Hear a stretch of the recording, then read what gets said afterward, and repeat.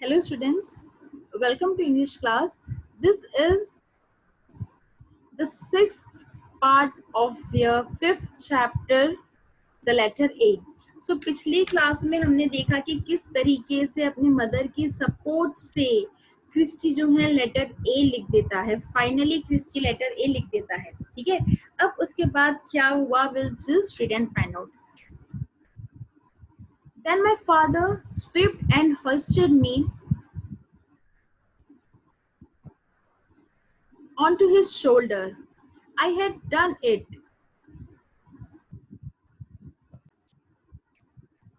It had started the thing that was to give my mind the chance to express itself.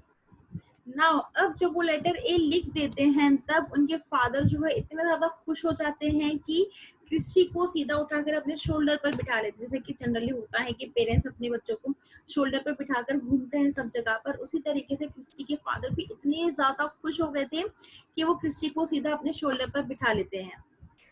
Finally Christie भी खुश है कि finally उसने कर दिखाया. ठीक है. It had started the thing that was to give my mind the chance to express itself. Now ये beginning थी, शुरुआत थी. किस चीज की शुरुआत थी? एक ऐसा चांस, वो पहला चांस की शुरुआत जिससे कि क्रिस्टी को उम्मीद थी कि वो अपने आप को एक्सप्रेस कर सकेगा. जैसे पहले हमने पढ़ा था कि उसे लगता था कि एक कांच की दीवार है क्रिस्टी की और पूरी दुनिया के बीच में, वो दीवार अब हट गई थी. अब क्रिस्टी को मौका मिल गया था, एक तरीका मिल गया था, एक जरिया मिल गया था अपने आप को एक्सप्रेस करने का. True, I could not speak with my lips, but now I would speak through something more lasting than spoken words, written words. Now further, अब क्रिस्टी क्या कह रहे हैं कि हाँ ये सच है कि मैं अपने आप को एक्सप्रेस नहीं कर सकता, मैं अपने लिप्स से बात नहीं कर सकता हूँ, लेकिन मैं स्पीक करूंगा. I will speak up through something else, through some other ways. ठीक है. ऐसे तरीके से क्रिस्टी कह रहा था कि अब वो अपने आप को एक्सप्रेस कर सकता है इस तरीके से, जो कि जो वर्बल वर्ड्स होते हैं, जो हम बात करते हैं, कहते हैं, जो हम कहते हैं वो तो सामने वाला सुनता है, वो सुनते ही बात नहीं खत्म हो रही है, लेकिन एक ऐसा तरीका जो कि लंबे समय तक रहेगा. ठीक है. जो वर्ड्स हम सुनते हैं वो तो सुनते ही वहीं पर एंड हो रहे हैं, उसके बाद हम उसे रिव्यू नहीं कर सकते हैं, लेकिन एक ऐसा तरीका जो कि एवर लास्टिंग है, लॉन्ग लास्टिंग है, that is written words. Spoken word से ज्यादा समय तक रिटन वर्ड्स रहते हैं.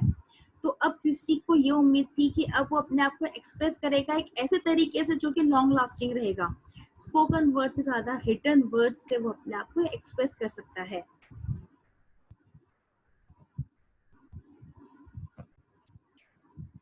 That one letter, scrawled on the floor with a broken bit of yellow chalk, gripped between my toes, was my road to the new world. Further वो कह रहा है कि वो एक लेटर जो कि scrolled on the floor, just ऐसे रफली घसीटते हुए लिखा गया था. ठीक है. जिसकी वजह से वो येलो चौक पीस टूट गई थी, जो वो चौक पीस जो कि उनके पैरों में पकड़ी हुई थी वो टूट गई थी. ये एक नया रास्ता मिला था उनको, एक नई दुनिया में एंटर करने के लिए एक नया रास्ता उन्हें मिल गया था. ठीक है. अब क्रिस्टी को ये लग रहा था कि जो अभी तक वो बिल्कुल चुप था, किसी को अपनी कोई भी बात एक्सप्रेस नहीं कर पाता था, अब उसे एक रास्ता मिल गया है, एक जरिया मिल गया है अपने आप को एक्सप्रेस करने का. ठीक है. एक आड़ा टेढ़ा लिखा हुआ लेटर, एक टूटी हुई चौक ने क्रिस्टी को एक नई जिंदगी दे दी थी, एक नई उम्मीद दे दी थी, जिससे कि वो अपने आप को एक्सप्रेस कर पाए. ठीक है. So this was about Christie, जिसके बारे में हमने भी डिटेल में पढ़ा है कि किस तरीके से क्रिस्टी फाइनली अपने पेरेंट्स की हेल्प से, पेरेंट्स की सपोर्ट और पेरेंट्स की उम्मीद की वजह से वो लिखना सीख लेता है और उसे एक नया तरीका मिल जाता है अपने आप को एक्सप्रेस करने का. So students, wasn't it a very great, interesting and motivational stories कि किस तरीके से एक लड़का जो कि पूरी तरीके से पैरालाइज्ड है, उसकी बॉडी का कोई पार्ट काम नहीं करता है सिवाय उसका लेफ्ट पैर के, लेफ्ट फुट के. ठीक है. वो किस तरीके से लिखना सीख रहा है और एक बहुत बड़ा राइटर और एक पेंटर बन गया है। तो सोचो कितना ज्यादा उसने कोशिश की, जो फर्स्ट लेटर उसने लिखा था उसके बाद उसने गिव अप नहीं किया, कितनी ज्यादा उसने कोशिश की जो इतनी सक्सेस क्रिस्टी को मिल सकी। This was about Christie. तो नाउ अब हम फटाफट से एक छोटा सा ना रिवीजन सा कर लेते हैं इस चैप्टर का कि क्या क्या हमने इसमें पढ़ा है। ठीक है, पिछले पूरे वीक में मंडे से लेकर के आज सैटरडे तक हमने क्या क्या पढ़ा है, एक हम इसका क्विक रिव्यू देख लेते हैं जल्दी से, सो दैट एक रिवीजन आपके लिए हो जाएगा अबाउट द चैप्टर। ठीक है, so chapter the letter A entitled. अब जैसे कि मैंने आपको स्टार्टिंग में कहा था कि लेटर ए का क्या सिग्निफिकेंस है, ये मैं आपको बताऊंगी क्यों चैप्टर का नाम लेटर ए लिखा गया है। सो आई होप अब आपको सबको पता चल गया है कि लेटर ए क्यों लिखा है, क्योंकि letter A was the first letter written by Christie. ठीक है, इसमें हमने स्टार्टिंग में पढ़ा था ऐसे ही पर्सन जो कि फिजिकली डिसेबल रहे हैं बट स्टिल उन्होंने अपनी लाइफ में सक्सेस अचीव किया, जिसमें हमने पढ़ा था अबाउट सुधा चंद्रन और हेलेन केलर।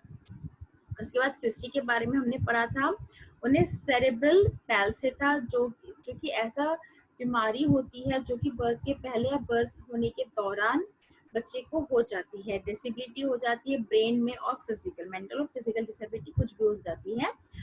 और ये चैप्टर में क्रिस्टी ने अपना पेन रिफ्लेक्ट किया है, जो कि स्ट्रगल उन्होंने किया है वो। तो स्टार्टिंग में उन्होंने बताया था उनके बर्थ के बारे में। उनका बर्थ 5 जून 1932 को हुआ था और उनके 9th चाइल्ड थे वो अपनी फैमिली में। टोटल 22 थे जिसमें से 17 जिंदा थे और 4 की डेथ हो गई थी। और उनकी मदर थी जो कि सबसे पहले उन्होंने नोटिस किया क्रिस्टी के बारे में कि उन्हें उनमें कोई डिफेक्ट है। ये तब उन्होंने नोटिस किया जबकि क्रिस्टी 4 मंथ्स के थे और वो देखते थे कि जो उनका हेड है वो स्टेबल नहीं था, वो बार बार उनका सिर झुक जाता था, वो बैलेंस करके नहीं रख सकते थे। ठीक है, उसके बाद उन्होंने नोटिस किया कि जो उनके हाथ है उनकी मुट्ठी बंधी हुई रहती थी और आड़े टेढ़े मुड़े हुए, और मोस्टली उनके बैक साइड उनके हाथ रहते थे। ठीक है, देन और उसके अलावा उन्होंने नोटिस किया कि जो उनके जॉज हैं, जॉज कभी तो एकदम टाइट वो बंद हो जाते कि मुंह खुल ही नहीं पाता था, कभी एकदम लूज होके मुंह खुला का खुला ही रह जाता। ठीक है, और 6 महीने तक भी वो खुद से नहीं बैठ पाए। इवन 1 साल के होने तक भी क्रिस्टी जो है खुद से नहीं बैठ पाते थे, चलना तो दूर की बात है, उठ के बैठ भी नहीं पाते थे। और तब उनके पेरेंट्स ने डिसाइड किया कि वो क्रिस्टी को हॉस्पिटल लेकर जाएंगे, डॉक्टर की एडवाइस लेंगे। ठीक है, अब यहाँ पे जितने भी डॉक्टर के पास क्रिस्टी के पेरेंट्स क्रिस्टी को लेकर गए, सभी ने बता दिया था कि क्रिस्टी से कोई होप नहीं है, इनके ठीक होने के कोई चांसेस नहीं है। इवन इनके फैमिली मेंबर्स भी उन्हें यही कहते थे कि क्रिस्टी से ज्यादा उम्मीद मत रखो, बहुत ज्यादा प्यार मत दिखाओ, क्योंकि जितना ज्यादा प्यार से क्रिस्टी के साथ रहोगे उतना ज्यादा ही दुख उन्हें बाद में होगा। लेकिन क्रिस्टी की मदर थी जो कि एकदम स्ट्रांग रही, हमेशा सभी से वो लड़ी अपने अपने बेटे के लिए, अपने बेटे के सपोर्ट के लिए, क्योंकि वो सबको ये साबित करना चाहती थी कि उनका जो बेटा है वो फिजिकली हैंडीकैप हो सकता है लेकिन मेंटली वो बहुत ज्यादा स्ट्रांग है। मेंटली वो स्ट्रांग है, वो मेंटल इलनेस उसे नहीं है, ये चीज उन्हें साबित करनी थी। ठीक है, अब इसी तरीके से 4 साल बीत गए। 4 साल तक क्रिस्टी की मदर कोशिश करती रही, उन्हें खाना खिलाना, नहलाना, रेडी करना, सब कुछ क्रिस्टी की मदर को ही करना पड़ रहा था क्योंकि क्रिस्टी कुछ भी नहीं कर पाते थे अपने साथ। ठीक है, 4 साल के हो गए।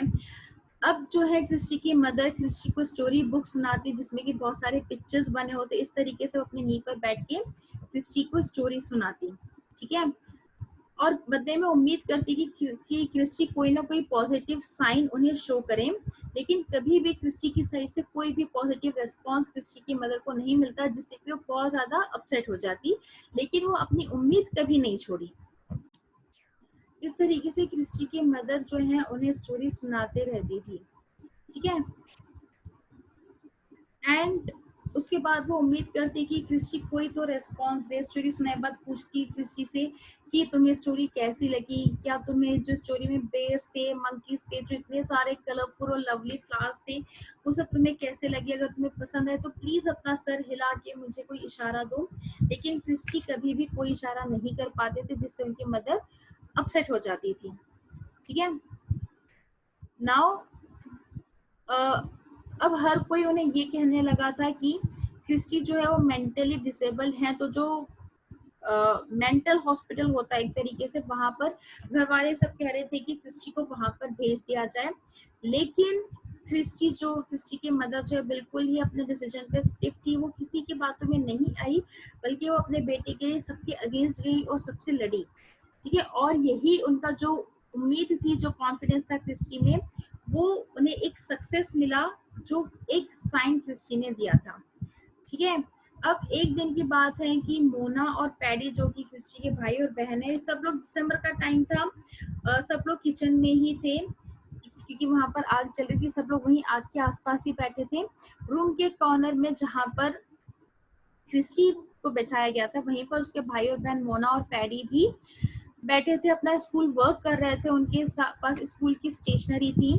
तभी क्रिस्टी का ध्यान जाता है कि येलो पीस ऑफ चॉक पर ध्यान जाता है, क्योंकि ऐसी कोई चीज क्रिस्टी ने पहले कभी नहीं देखी थी। सडनली उसका ध्यान वहां पर जाता है और वो, उसे पता नहीं चलता है कि वो क्या कर रहा है, बस उसका पैर आगे बढ़ा, मोना के हाथ से वो चौक छीना और स्लेट पर वो घिस दिया। ये देख करके सारे घर वाले एकदम शॉक्ड हो जाते हैं कि क्रिस्टी ने कर क्या दिया, क्योंकि जो बिल्कुल हिल नहीं पाता था वो चौक पकड़ भी रहा है और वो चौक को घसीट भी रहा है स्लेट पर। अब ये देख करके उसके फादर बिल्कुल एकदम लीन हो जाते हैं और उसके पास बैठ जाते हैं, और उसकी जो मदर आती है वो शॉक हो जाती है कि अचानक से हुआ क्या है उनके एब्सेंस में, जो सब लोग इस तरीके से क्रिस्टी को देख रहे हैं। वो डरते डरते क्रिस्टी के पास आती है, पहले उसका फेस देखती है, फिर उसका पैर देखती है, और वो एकदम से एक अंदर से उसे खुशी मिलती है कि चलो क्रिस्टी ने एक साइन शो किया कि वो अपने पैरों से पकड़ सकता है।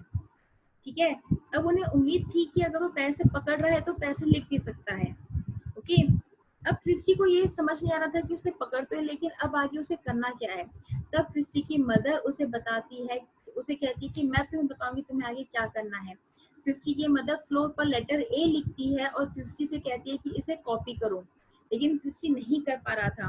ठीक है, तब भी वो उसे इंसिस्ट करती है, उनके सामने स्लेट पकड़ लेती, कहती है कि इस पर लिखो। बस अपनी मदर की फेस देख करके, उनकी उम्मीद देख करके क्रिस्टी अपने पूरी बॉडी का पूरे एफर्ट्स लगा लेता है, पूरी की पूरी ताकत को लगा लेता है। इतनी ज्यादा ताकत की टाइटली मुट्ठी बंद करता है तो उसके नाखून उसकी हथेली में घुस जाते हैं, फ्लैश तक उसका निकलने लगता है, दिखने लगता है।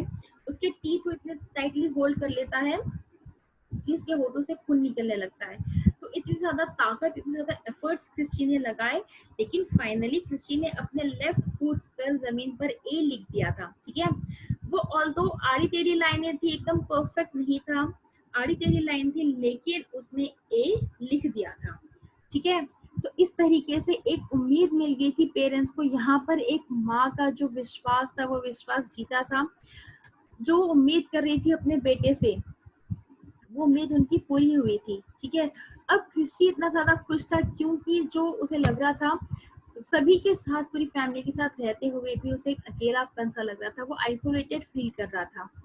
ठीक है, उसके पास कोई तरीका नहीं था जिससे कि वो अपनी बात एक्सप्रेस कर पाए। तो अब क्रिस्टी को एक जरिया मिल गया था, अपने आप को एक्सप्रेस करने का एक वे मिल गया था। ये वे था जो कि बात करने से, क्योंकि वो कम्युनिकेट तो कर नहीं पाता था, कम्युनिकेशन, वर्बल कम्युनिकेशन करने से ज्यादा स्ट्रॉन्ग वे उसे मिल गया था, वो वे था रिटर्न वर्ड्स, क्योंकि अब वो पैर से लिख सकता था। ठीक है, इस तरीके से शुरुआत हुई क्रिस्टी के लिखने की। हम जहाँ हाथ से लिखते हैं, क्रिस्टी वहीं अपने लेफ्ट फुट से लिखता था, उसी से वो पेंटिंग्स भी किया करता था और वर्ल्ड फेमस वो बन गया था। ठीक है, अब ये जो इमेज आपको दिख रही है, ये इमेज है क्रिस्टी की, जहाँ पे आप देख सकते हो कि यहाँ पर आप देखिए उसका जो हाथ दिख रहा है आपको, क्रिस्टी का हाथ जो कि ट्विस्टेड है। ठीक है, फिंगर्स अजीब तरीके से मुड़ी हुई है, ये पैर भी कहाँ पर जा रहा है और ये लेफ्ट फुट से वो लिख रहा है। इस तरीके से क्रिस्टी ने लिखना सीखा, और एक हैंडीकैप जिससे किसी को उम्मीद नहीं थी, वो एक इतना सक्सेसफुल राइटर और पेंटर बन गया। सो स्टूडेंट्स, इस लेसन से हमें क्या क्या एजुकेशन मिलती है, क्या हमें नॉलेज मिल रही है कि अगर हमारे अंदर विल पावर है, हमारे अंदर डिटर्मिनेशन है अपने गोल्स को अचीव करने की, तो हम कुछ भी अचीव कर सकते हैं। बस उसके लिए हमें हमारे अंदर कॉन्फिडेंस होना चाहिए और हमें पेशेंस होना चाहिए। ठीक है, कि हमारे जो विल पावर है उसे अचीव करने के लिए हम कुछ भी कर जाएं। तो फॉर श्योर वो सक्सेस हमें मिल सकती है, वो हमारा गोल हम अचीव कर सकते हैं.